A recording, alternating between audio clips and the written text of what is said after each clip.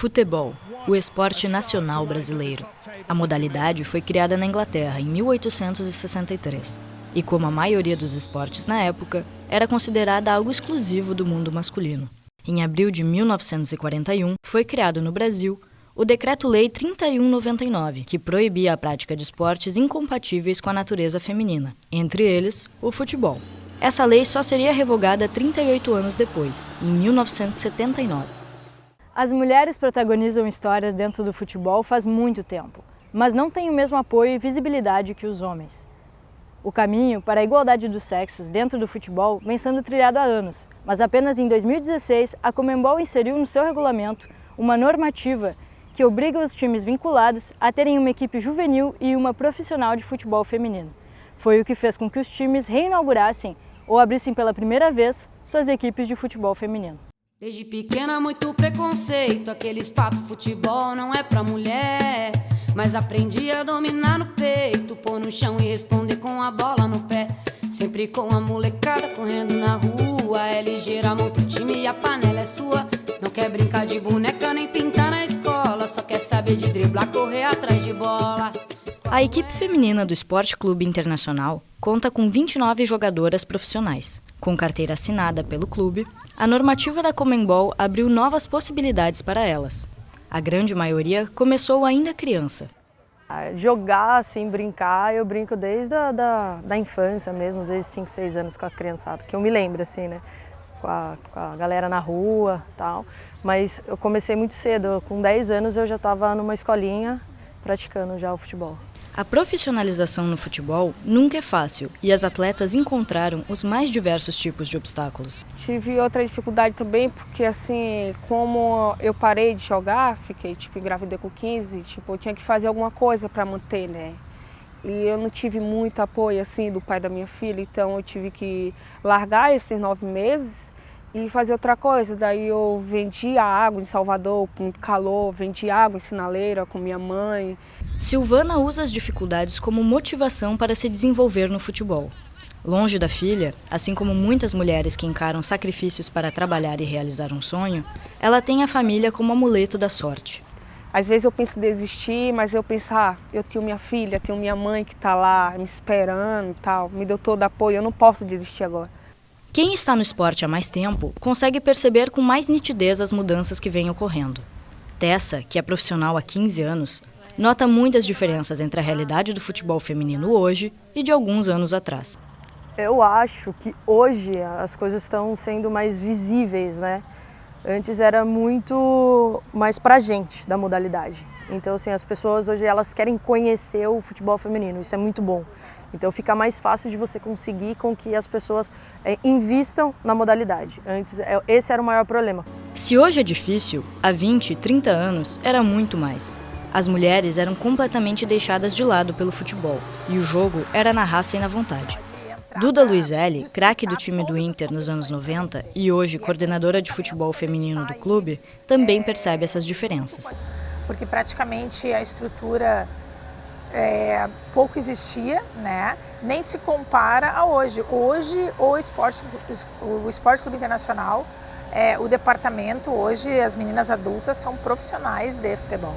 Né? São meninas que recebem hoje carteira assinada, plano de saúde, faculdade, transporte, alimentação. Ou seja, hoje o futebol feminino está profissionalizado dentro do clube. Hoje elas só fazem isso. Então essa é a grande diferença deste ano para há 20 anos atrás. Além da dedicação dentro do campo, quem conhece as dificuldades da modalidade quer mudar a realidade das próximas gerações. Há 29 anos, Duda fundou uma escolinha de futebol, onde diversas atletas iniciaram e continuam iniciando sua trajetória. Elas têm a oportunidade de começar numa escolinha. Eu, por exemplo, quando era atleta, né, eu tive que jogar com os meninos na pracinha, porque não existia escolinha de futebol para meninas. Hoje a menina com 3 anos de idade, ela já pode começar na escola da Duda, com 7 ela pode começar na escola do Inter, já na escolinha oficial do Inter, né, de futebol feminino. A grande maioria das meninas que sonham em jogar futebol não consegue alcançar a profissionalização. A taquarense Lara Schuller é uma delas. Começou a jogar ainda criança, aos 9 anos de idade, mas não teve acesso às estruturas necessárias para se profissionalizar no esporte. Como eu moro na zona rural de Taquara, eu não tinha crianças para jogar futebol comigo. né? Então o que eu podia fazer sozinha era fazer embaixadinhas e chutar a bola na parede, né? Então aí que eu comecei a desenvolver também a técnica das embaixadinhas. Para conseguir treinar, muitas vezes as atletas precisam se deslocar entre cidades, o que gera um custo. O orçamento precisa ser mantido de alguma forma, senão as gurias acabam desistindo do sonho de jogar futebol pela falta de estrutura e oportunidade. Ao longo desses anos, eu trabalhei de doméstica para juntar dinheiro para vir para Porto Alegre, para pagar as minhas passagens e a minha alimentação. Até pouco tempo atrás eu fazia caixinha, trabalhava como artista de rua, né? Botava caixinha fazendo embaixadinhas no centro de Porto Alegre. Hoje, apesar de não ter alcançado o sonho de ser uma atleta profissional, Lara detém o recorde mundial de mais tempo fazendo embaixadinhas sem parar. São 12 horas e 1 minuto. E é com a renda na participação em eventos que ela mantém o seu orçamento. A normativa da Conmebol também trouxe investimentos para as escolinhas dos clubes. Jogar bola, para as gurias, na maioria das vezes significa disputar espaço entre os guris, enfrentar cara feia e preconceito, até provar que menina pode sim jogar futebol. Um exemplo é a escola de futebol do Grêmio, que atende hoje cerca de 200 meninas, mas há 2 anos atrás atendia somente meninos. As gurias tiveram inícios no futebol similares aos das jogadoras profissionais de hoje, encontrando alguns obstáculos no caminho. Eu joguei só com guri por 4 anos, desde os 13 até agora. Aí, depois de 3 meses, eles me convidaram para jogar para cá. Formaram um time de gurias aqui, né? Eu entrei na escola e falava, vai, tu é guria, não sabia jogar. Aí eu comecei a jogar com eles. Eles brigavam para jogar comigo, para escolher qual time eu ia. Apesar de um início no esporte parecido ao das mais velhas, hoje já constrói uma futura carreira de forma diferente, com o apoio da escola do Grêmio. E como está sendo? Maravilhoso. Eles dão muita oportunidade, apoiam muito, que é maravilhoso. Sharon, Nathalie e Marcele sonham em virar profissionais no futebol. E o progresso que tem acontecido nos últimos 2 anos pode ajudar nisso. Mas o país ainda tem um número muito baixo de jogadoras profissionais. São pouco menos de 3 mil para 22 mil do futebol masculino. Em comparação aos países vizinhos, o Brasil fica atrás da Argentina, do Peru e da Colômbia. O baixo número de profissionais mulheres no futebol é reflexo da falta de investimento e incentivo ao esporte entre as meninas. Na maioria dos clubes, a prioridade são as categorias de base e profissional masculinas, o que faz as gurias, desde cedo, serem escanteadas. A escala primeira é profissional masculino, base masculina, isso em todos os clubes, tá? Até realmente nós conseguimos atingir o objetivo, que é formar uma boa base para entregar para o profissional. As mulheres, desde há muitos anos, têm que matar 2 leões por dia. Aliás, não basta matar 2 leões por dia, tem que tirar o escalpo e mostrar. Vida de atleta não é fácil. Mesmo com um olhar otimista sobre os próximos passos da modalidade, o futebol feminino, na maioria dos casos, ainda não oferece uma garantia de estabilidade para o futuro das gurias. Por isso, o estudo é valorizado e incentivado entre as escolinhas de futebol e os clubes. Nós aqui na escola damos muita importância para a formação acadêmica, tá? Não deu certo no futebol porque não eram habilidosos o suficiente ou porque teve uma lesão, tá?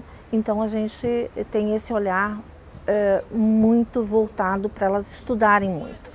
E elas todas sonham em ser grandes jogadoras de futebol. Duda pensa da mesma maneira, e a maioria das gurias coloradas faz faculdade. Uma parceria do Inter com a universidade permite que elas estudem com bolsas integrais. A gente tem uma parceria com a Unilassalle, a maioria faz faculdade, né? Ou elas estão estudando ainda na escola, né? Mas todas elas estudam. Ou seja, o estudo vai ser uma consequência, porque a vida de jogadora de futebol é igual do homem. Chega lá com 35, 36 anos, o futebol acabou, né? Mesmo com a profissionalização vivida pelas atletas, o salário das craques dos principais times do Brasil ainda é muito inferior ao dos jogadores masculinos. Segundo os dados de 2019 do CAGED, as gurias recebem em média R$ 2.500, enquanto os guris R$ 5.500. Eu, graças a Deus, eu nunca tive tanta dificuldade, que eu já soube de meninas que passaram fome em clubes. Graças a Deus eu nunca, mas eu sempre vivi pro básico. Com o futebol eu sempre tive o básico, assim. Ganhava para viver só do futebol. Não tinha poder ajudar minha família, eu tive isso depois que eu fui para fora. Eu fui para fora do país, daí sim eu pude ajudar minha família. A desigualdade de pagamento se estende também para as premiações das competições. A Copa do Mundo Feminina de 2019 distribuiu 30 milhões de dólares em prêmios, enquanto o Mundial Masculino de 2018 chegou a 400 milhões.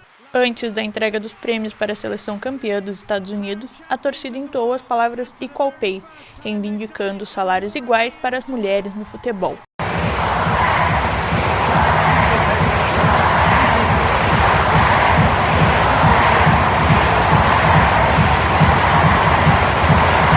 O apoio da torcida às jogadoras mostra o aumento da visibilidade do futebol feminino. Os principais times gaúchos atraem o público, principalmente nos clássicos do campeonato estadual. Tendo Grêmio e Inter também é importante, né, para dar essa visibilidade. No nosso último Grenal devia ter em torno de 4 mil pessoas no estádio. E a gente espera aí que cada vez o público apareça mais, né? Cada vez o público cresça mais no futebol feminino, porque isso é importante para que a gente tenha patrocínio, visibilidade, etc. Para se consolidar como segmento profissional e abarcar o sonho de tantas mulheres atletas, a modalidade ainda tem muitos desafios pela frente. A seleção feminina com mais títulos de Copa do Mundo é a dos Estados Unidos, que tem 4 dos 8 mundiais. Uma das explicações para isso são as políticas públicas do país. Em 1972, eles aprovaram uma lei que exigia que o esporte feminino tivesse o mesmo investimento que o esporte masculino nas escolas e universidades. O resultado disso, 390 mil mulheres a mais nos campos de futebol. Assim como a CBF obrigou as equipes de camiseta de Série A a terem futebol feminino, talvez a Federação Gaúcha devesse pelo menos ter uma equipe. Não que ela seja adulta, mas ela podia ser uma sub-14, uma sub-16, uma sub-18, enfim. Ela teria que ter pelo menos uma equipe em uma das categorias no futebol feminino, né? Porque daí assim os clubes poderiam começar a investir. De acordo com os dados do Ibope, a Copa do Mundo de 2019 bateu o recorde de audiência na televisão brasileira, com mais de 108 milhões de telespectadores, e ainda contou com a transmissão de uma das emissoras de maior alcance no país. Os números apontam um caminho que pode ser bom para a modalidade. Em breve, o Mundial de Futebol Feminino deve vir para o Brasil. Então, já há um pensamento, um olhar muito carinhoso nessa direção. Tá? Eu acredito que muito promissor, porque nós temos meninas que são talentosíssimas, tá? Que vamos exportar, com certeza.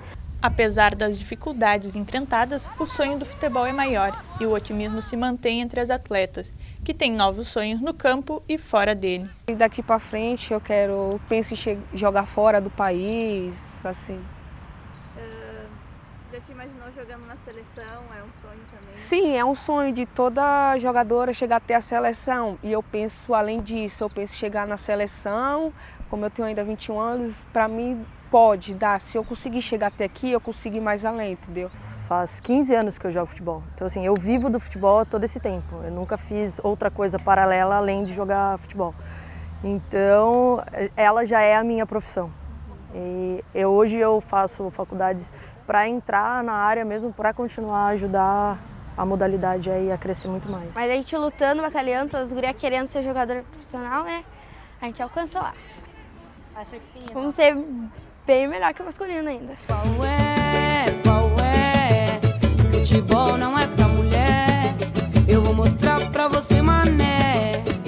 Joga a bola no meu pé. Qual é? Futebol não é pra mulher. Eu vou mostrar pra você, mané. Joga a bola no meu pé. Agora a menina já virou mulher. Tá correndo atrás do sonho e sabe o que quer. Driblando as dificuldades, deixando pra trás. Com